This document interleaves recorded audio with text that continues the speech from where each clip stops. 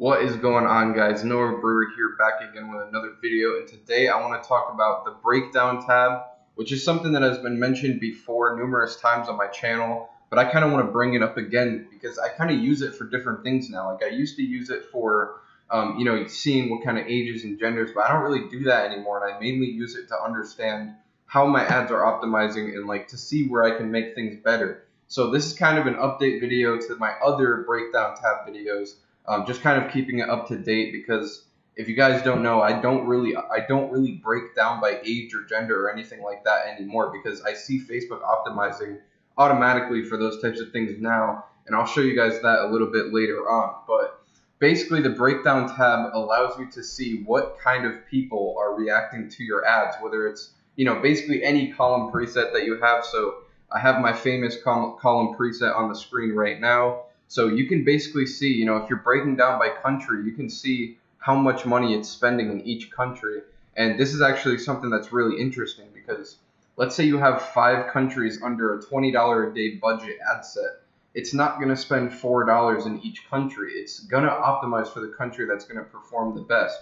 So the breakdown tab will really help you understand that. And if something's not working, or if it's not performing well, you can go in and break the campaign down and kind of see, like, maybe it's spending all the money in a country that doesn't do so well. So that kind of data can really help you make decisions when you're basically troubleshooting different campaigns and trying to kind of figure out what's going wrong. So I'm here on this page. Basically, I have a campaign selected and I have it filtered by selection. You can see the filter up here, and this is up to date. This is a campaign that didn't really do too good, right? Like, it's not horribly good. The margin is about $25, $28 around. So it's not crazy good, but it's still profitable. It's still okay, right? Like, that's why we're still running it. But I kind of want to take a look at the data, because this will help me understand how can we maybe force this to optimize better later on. How could it be optimizing now that could be causing problems? So in order to break down a campaign, it's in the same spot as it's always been, but I'm just going to treat this like you've never heard of the breakdown tab before. You basically want one campaign open at a time. If you have a huge list of campaigns open, all you got to do is simply select the campaign, come up here to filters, and then click filter by selection, and it'll show only the campaign. So once you're looking at this, what you want to do is you want to click breakdown right here, and it's basically it'll bring you to by time by default, and we'll break this down. So you can break it down by time, you can break it down by delivery, and also by action.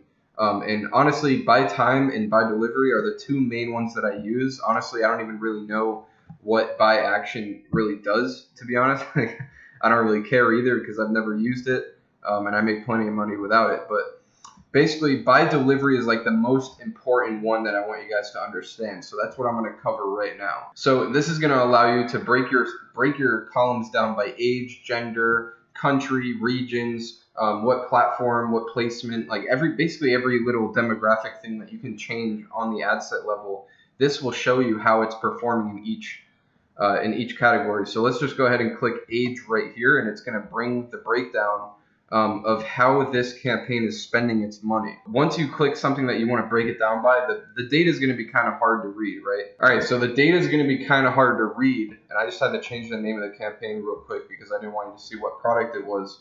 But it's going to be kind of hard to read. So what I like doing, and this is just an age example, but what I like doing is first checking over here at the amount spent columns. You want to see where Facebook is spending the money. So I don't even really look over here yet. I just kind of want to see, get a feel for what I'm looking at first. So it's showing me the age ranges in order. So you have the youngest here, and then you have the oldest here. And if you don't know, Facebook categorizes different age groups by certain numerals, and it's usually a numeral of like 6 to 10. So we have 13 to 17, 18 to 24, 25 to 34, and that's how this is broken down. So it doesn't tell you like what exact age is doing well. You'll just kind of get like an age group. So we'll come here and we can see that most of the money is being spent between the age of 18, which is right here, and between the age of 44. So this is kind of like the main demographic for what our ads are optimizing for. Kind of like I said, this campaign has spent $9,900, but that doesn't mean that it's spent an even amount in each age range. Same thing with gender, location, everything. It's going to optimize for what performs the best. So we can come in here and actually look at the data and kind of see like which one is performing the best. So this is where I come over to the cost per purchase column right here, and I can try to figure out, is it optimizing well, or is it optimizing for something that I don't want it to? And this is what I mean right here. So we spent $660 between the age range of 45 and 54, and the return on that was a $26 cost per purchase, which is the lowest ROAS out of all these age ranges. What concerns me about this is if you come down here to 65 plus, it only spent $193, but it has an ROAS of 3.6, which means it was spending more money in this date range rather than spending more money in this date range, which it would make more sense if optimization did what it said that it was supposed to do. Then it would have spent more money on 65 plus. But the reason why I think it didn't is because it sees the younger demographics doing so good. It might just be trying to like force this one to do good rather than coming in here and tapping into this market right here, the 65 plus market. So what this allows you to do is all you're doing is kind of analyzing data. So what I just learned is that Facebook is trying to spend money in an area that's not really profitable. And same thing with 55 to 64. Whether it's, I don't care if it's not profit. I don't care why it's not profitable. I don't care why it's not working. What I do want to know, or what I do now know, is that Facebook is not optimizing correctly. Like, they're not trying to spend more money in the space that's getting the least amount of cost per purchase. 65 plus is the best performing age range on this whole campaign. Granted, it only has 16 sales, so if you were to break this down and try to force Facebook to target 65 plus, the cost per purchase would probably go up a little bit, but this is a really good indicator that you actually want to force Facebook to try to optimize for this. Because sometimes when it optimizes on its own, it kind of does stuff like this, which is kind of dumb because it's just losing money.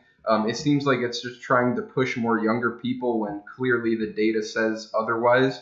And sometimes it does this, guys. Like, Facebook is really, really smart, but sometimes their system gets confused. Like, there's certain buying signals that Facebook retrieves in order to optimize, and the different age ranges is definitely one of those buying signals. So if it sees a bunch of young people buying, of course it's going to show the ad to it. Of course it's going to try to optimize for younger people rather than optimizing for 65 plus, even though the cost per purchase is better on this campaign. So that was like an example of me analyzing this data and trying to figure out if I might have a spot where I can kind of force Facebook to optimize in a certain way.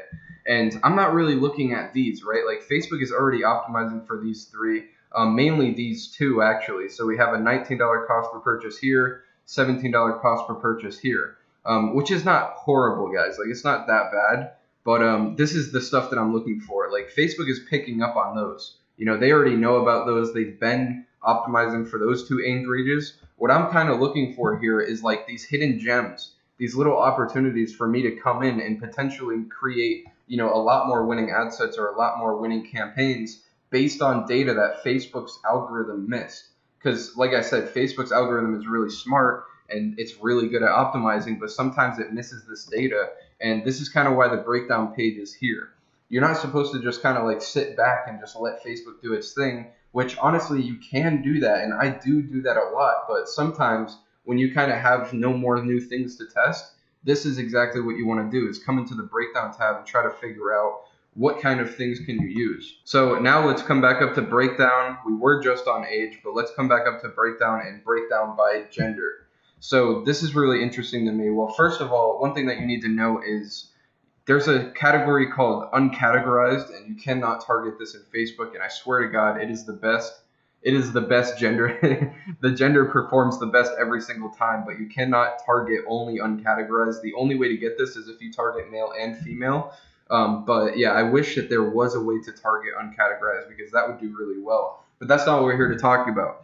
You can see the same situation is happening here. Facebook is clearly optimizing for males. I don't know why. I don't know if it's because it has, it got more add to carts, or the add to cart ratio to purchase was better. I don't really know why. I don't really care. All that I know is that Facebook has been optimizing for males for a long time, and they've been spending most of the money in that demographic, when if you look right here, the cost per purchase is actually much better with females. So this could be an opportunity for you to come in and tap into this market, because Facebook is not automatically optimizing for this.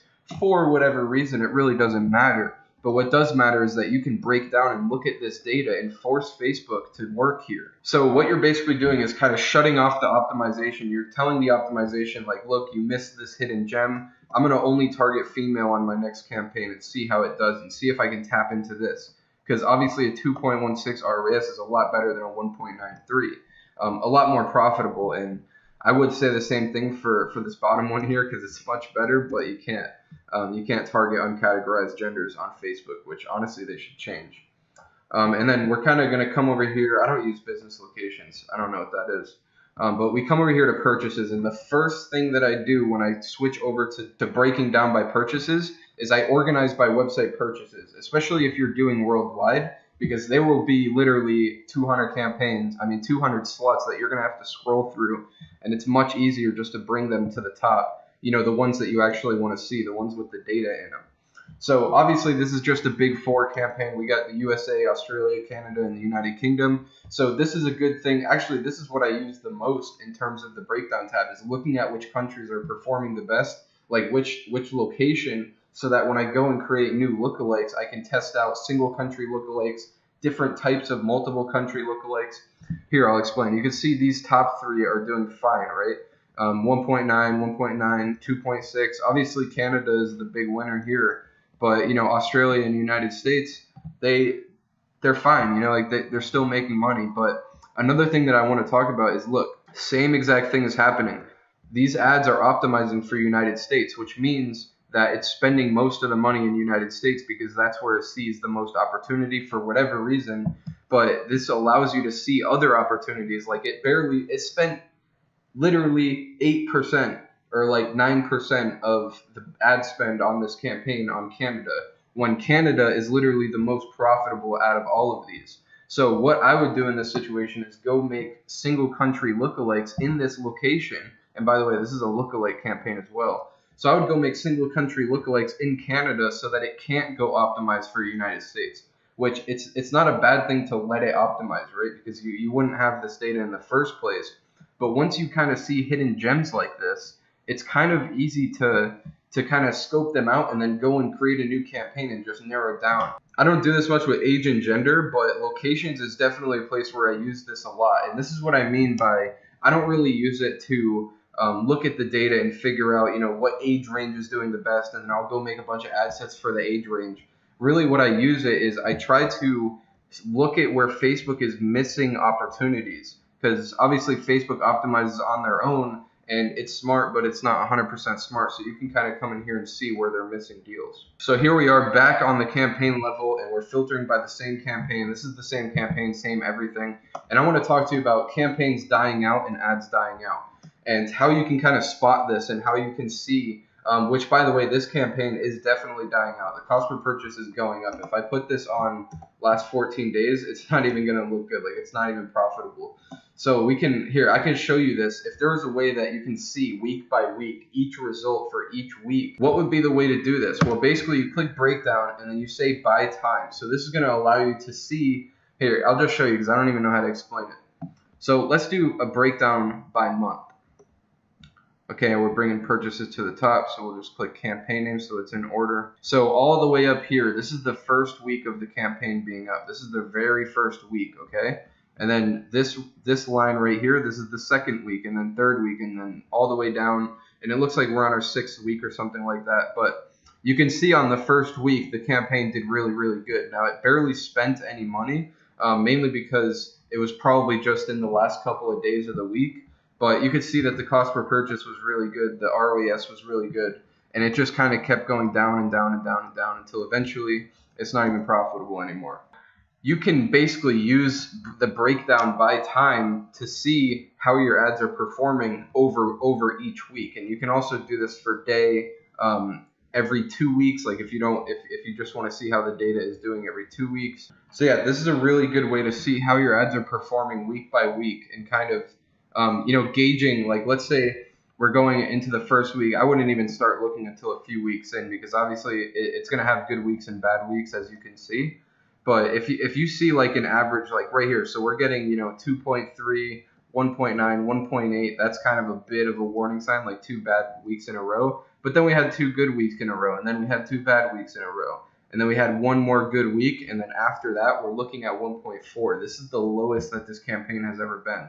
So something happened this week. So, and I don't know what it is, again, guys. Like, I don't really mind too much. Like, you can look at the history in your campaign and try to figure that out, but that's not what this video is about. I'm only showing you how to read this data. So if 1 week you see a 1.4 ROAS, obviously something is not going right, and you have ads that you need to turn off. And then, the next week is 1.2, the next week is 1.3. Like, you might want to start looking at creating a new campaign and keeping the momentum that you had from up here before this completely dies out like it kind of is now.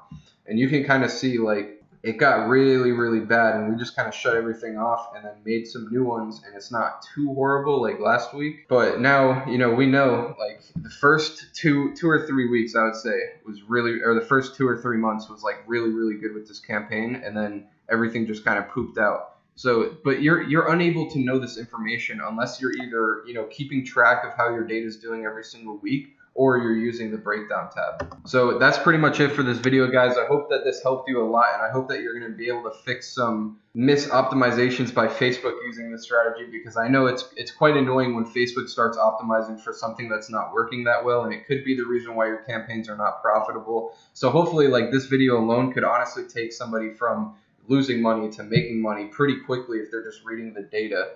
But that's it for this video. If you like it, leave a subscribe, leave a like. For those of you who do, I really appreciate it. But as for this video, this is Noah Brewer, and I'm out. Peace.